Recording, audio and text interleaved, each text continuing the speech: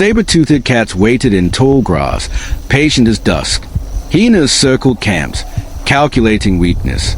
Crocodiles lurked beneath still water. Even birds of prey learned our patterns, scavenging our losses. Humans existed in a constant state of alertness, ears tuned to cracks in the forest, eyes scanning tree lines, skin prickling at shifting wind. Fear kept us alive. Predators did not hate us. They simply understood the truth. We were edible. Every night was a negotiation between fire and darkness, courage and instinct, presence and disappearance. And yet, slowly, the hunter began to study the hunters. We watched their pathways, their breeding seasons, their territorial boundaries. Understanding replaced terror. Intelligence became defense. And knowledge, not strength, tipped the balance. Some discoveries changed survival. Fire changed existence. At first, it was only a wild, living thing fallen from storms. Flames terrified and fascinated, casting long shadows onto cave walls. But once humans learned to keep it, nurture it, carry it across valleys, everything shifted. Fire dried soaked hides, purified water, softened roots, hardened spear tips. It pushed predators back into the dark. It stretched the day into night, allowing planning, storytelling, teaching. Fire gave warmth, but more importantly, it gave time. Around it, humans became something new, thinkers, communicators, imaginers of the unseen. It was not just a tool. It was a declaration. We will not die quietly. A broken stone changed the world.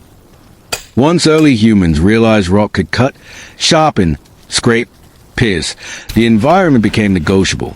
Bones turned into needles. Antlers became picks. Fibers became rope. Flint sparked into flame. Tools were not convenience, they were survival mathematics.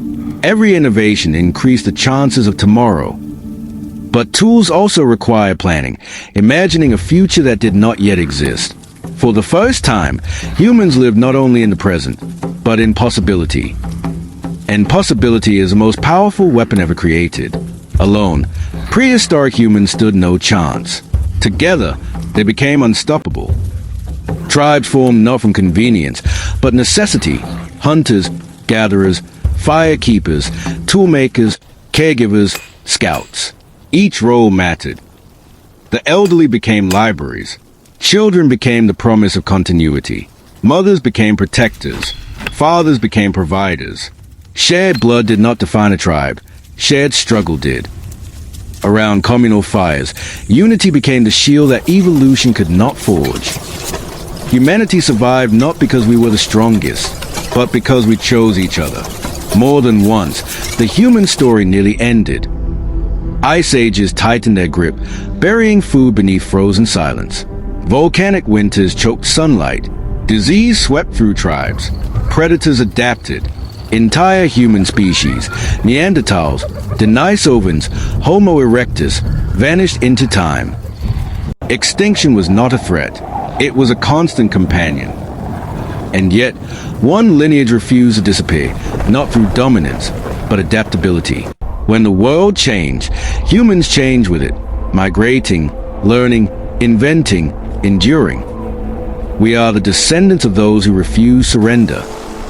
Every breath we take is borrowed from ancestors who fought for it. Today, we live in comfort unimaginable to those who walked before us. Heated rooms, overflowing food, safety from predators, cures for illness, light at the press of a switch. But beneath our modern skin, something ancient still stays. The instinct to endure, to question, to explore, to keep moving forward even when the world grows dark. We are not separate from prehistoric humans. We are their unfinished story. Every invention, every civilization, every dream began with someone shivering in the cold, staring into endless night, whispering a promise. There must be more than this. And because they believed, because they survived, we exist. The struggle of prehistoric humanity was not the beginning of our history. It is our history. Their resilience lives in us. Their courage beats inside our chest. Their footprints continue through every step we take.